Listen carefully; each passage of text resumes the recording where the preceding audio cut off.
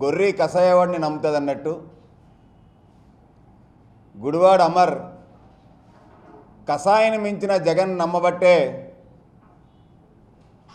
ఈ కోడిగుడ్డు మంత్రి గుడివాడ అమర్ సీటు అనకాపల్లిలో లేకుండా అయిపోయిందన్న దానికి ఇది నిదర్శనం.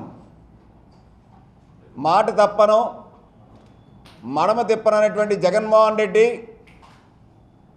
ఇవాళ అంగన్వాడీలకు ఇచ్చినటువంటి మాట తప్పాడు.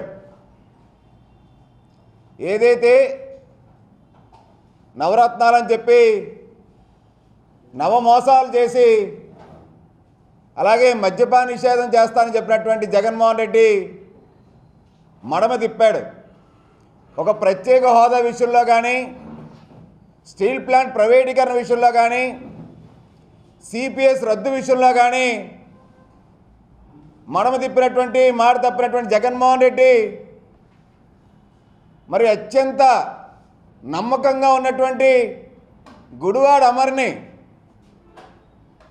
మంత్రిగా చేసి కేవలం పవన్ కళ్యాణ్ గారిని జనసేన పార్టీనే తిట్టడానికి మంత్రిగా ఉపయోగించుకున్నటువంటి జగన్మోహన్ రెడ్డి ఈ గుడివాడ అమర్ని మరంత విశ్వాసంగా ఉంటే ఎందుకు మరి అనకాపల్లి సీటు మంత్రి గుడివాడ అమర్కి తీసేసి నూతన వ్యక్తికి ఎందుకు ఇవాళ ప్రకటించాడు జగన్మోహన్ రెడ్డి?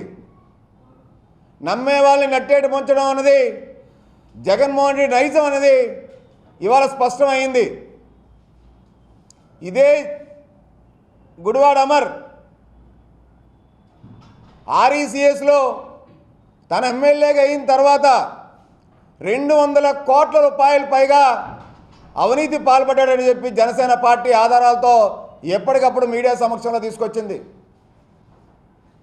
35 మంది అమాయక నిరుద్యోగులకి ఉద్యోగాలు ఇప్పిస్తానని చెప్పి అమర్ గారు హోమ్ మినిస్టర్ అంటే భార్యామణి గారు ఒక్కొక్క నిరుద్యోగుల నుంచి 15 లక్షల రూపాయలు వసూలు చేసి ఇప్పటికీ ఉద్యోగాలు ఇవ్వకుండా నట్టేట ముంచేశారు. మరి విస్తన్నపేట భూములు తెలుసు, దళితులు కానీ బీసీలు కానీ గడ్డ పౌరముఖులు ప్రభుత్వ భూములను సైతం కబ్జా చేసి వేల కోట్ల రూపాయల వెంచర్కి తరలేపినటువంటి వ్యక్తి గుడివాడ అమర్. సాక్షాత్తు పవన్ కళ్యాణ్ గారే విస్తన్నపేటని సందర్శించి అక్కడ రైతులు జరిగిన అన్యాయాన్ని ఆ ప్రాంతంలో గుడివాడ అమర్ బరితెకిచ్చి వాళ్ళు అన్యాయాలు చేసినటువంటి వెంచర్ని ఈ ప్రపంచానికి చూపినటువంటి వ్యక్తి. ఇది కాక గుడివాడ అమర్ ఐటీ శాఖ మంత్రిగా వచ్చిన తర్వాత 34 ప్రమాదాలు జరిగినాయి. పరిశ్రమల్లో జరిగిన ప్రమాదాల మీద ఏమి చర్యలు చేపట్టి ఆ ప్రమాదాల్లో చనిపోయినటువంటి వ్యక్తులకి ఆ సంఘటనలకి ఏమి చర్యలు చేపట్టి ఆ కుటుంబాలను ఆదుకున్నాడు ఈ అమర్. ఇదే పవన్ కళ్యాణ్ గారి మీద జనసేన మీద కుక్కల్లా మురిగేటువంటి వ్యక్తులు వీళ్ళు భవిష్యత్తు అంధకారం అయిపోయింది.